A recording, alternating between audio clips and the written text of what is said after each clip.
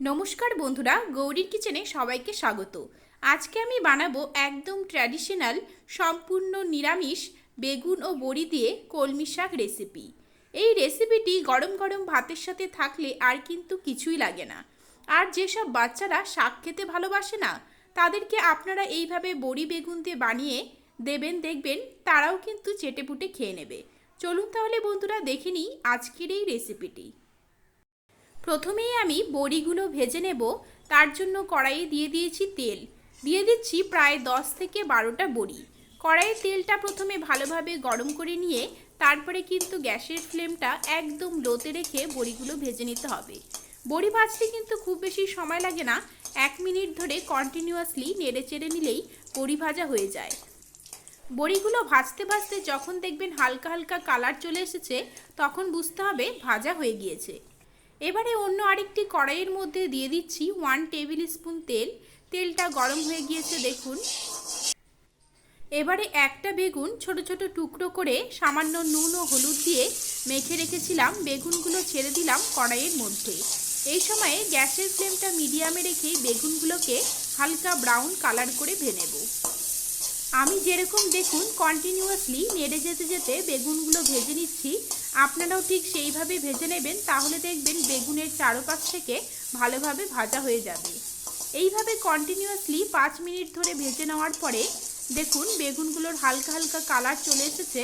বেগুনগুলো কিন্তু সেদ্ধ এবং ভাজা দুটোই হয়ে গিয়েছে। এবারে এর মধ্যে আমি কুচি করে কেটে রাখা কলমি শাকটা দিয়ে দেব।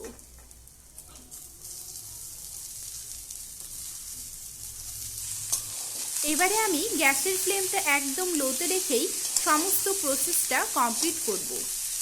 এবারে শাকগুলোকে বেগুনের সাথে নেড়ে চেড়ে নিয়ে ভালোভাবে মিশিয়ে নিচ্ছি দেখুন। মেশানো হয়ে গিয়েছে। এবারে আপনাদের স্বাদ অনুযায়ী এখানে নুনটা দিয়ে দিতে পারেন। আমি এখানে হাফ টি স্পুন নুন দিয়ে দিচ্ছি। দিয়ে দেব 4 ভাগের 1 ভাগ হলুদ গুঁড়ো। দিয়ে দিচ্ছি 4টে কাঁচা লঙ্কা। ঝালটাও অবশ্যই আপনাদের পছন্দ মতো দেবেন।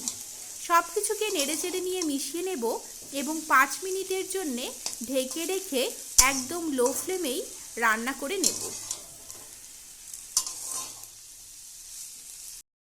5 মিনিট পরে ফিরে এলাম। দেখুন বন্ধুরা, শাক থেকে কিন্তু ক্রমশ জল বাইরে বেরোতে শুরু করে দিয়েছে। এইভাবে ঢেকে রান্না করলে শাক থেকেই দেখবেন প্রচুর পরিমাণে জল বাইরে বেরিয়ে আসবে এবং শাকের জলেই কিন্তু শাকটা সেদ্ধ হয়ে যাবে। বাইরে থেকে কোনো রকম জল দেবার কিন্তু প্রয়োজন হবে না। আমি কয়েকবার নেড়ে চেড়ে নিয়ে মিশিয়ে নিলাম। এবারে এর মধ্যে ভেজে রাখা বড়িগুলো দিয়ে দেব। বড়িগুলোকে দেখুন আমি হাত দিয়ে টুকরো টুকরো করে নিয়েছি। এইভাবে টুকরো টুকরো করে নিলে শাকের সাথে বড়িগুলো ভালোভাবে মিশে যায়, এর টেস্টটা কিন্তু আরও বেশি বেড়ে যায়। শাকের সাথে বড়িগুলোকে নেড়ে চেড়ে নিয়ে মিশিয়ে নিলাম। আরও 2 থেকে 3 মিনিটের জন্যে আমরা শাকগুলোকে ভেজে নেব। আরও 2 মিনিট পরে ফিরে এলাম। দেখুন বন্ধুরা, বড়ি এবং বেগুনটা শাকের সাথে মিশে গিয়ে মাখো মাখো হয়ে এসেছে।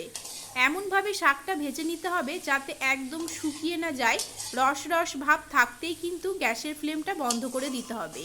একদম কমপ্লিট হয়ে গিয়েছে এই রেসিপিটি। এবারে আমি গরম গরম ভাতের সাথে পরিবেশন করব। তাহলে বন্ধুরা, আজকের এই বড়ি ও বেগুন দিয়ে কলমি শাক রেসিপিটি আপনাদের কেমন লেগেছে আমাকে অবশ্যই কমেন্ট করে জানাবেন। ভালো লাগলে আমার চ্যানেলটিকে সাবস্ক্রাইব করে নেবেন, লাইক ও শেয়ার করবেন। এইরকমই আরও অনেক রেসিপি আমার চ্যানেলে রয়েছে, সেগুলোর লিঙ্ক ডেসক্রিপশন বক্সে দেওয়া আছে। তাহলে বন্ধুরা, আজকের মতো এখানেই শেষ করছি। দেখা হবে নেক্সট রেসিপি নিয়ে। ভালো থাকবেন, ভালো রাখবেন, ভালো ভালো খাবেন। নমস্কার।